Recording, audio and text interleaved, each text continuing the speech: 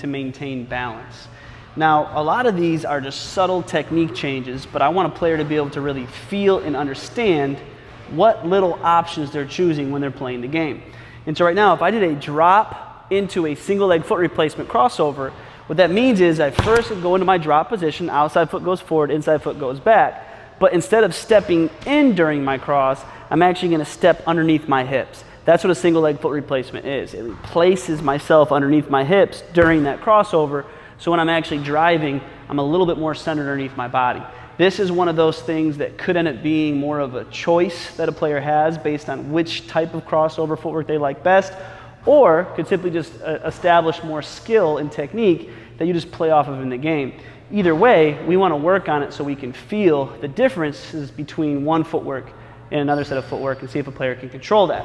And so right now I'm aiming for the circle of our mat. So if I did a drop and a cross, I should see my inside foot get right around the circle to make sure that my weight is actually going underneath me during that actual crossover. Now right now I'm stopping into a shot. You can do anything you want out of the move for your 20 minutes going both ways.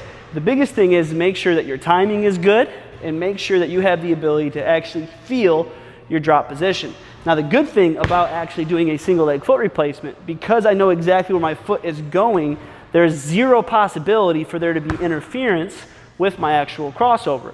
Where if I was stepping in, I could end up stepping a little bit too far, where a collision could occur. And so the good thing about a single leg foot replacement is it gives me complete and total foot freedom. I don't have to worry about the ball and my feet being in the same place.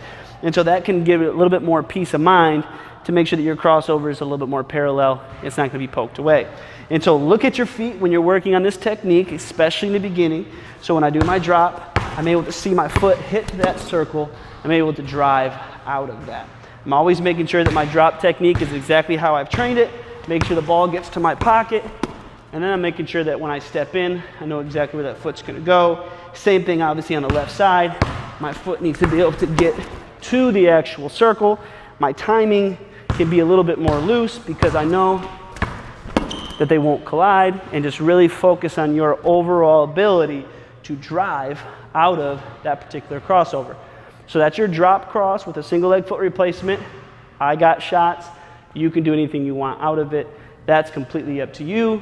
Just keep in mind, you want to spend 20 minutes going both ways, all different parts of this court if you choose, on that particular footwork.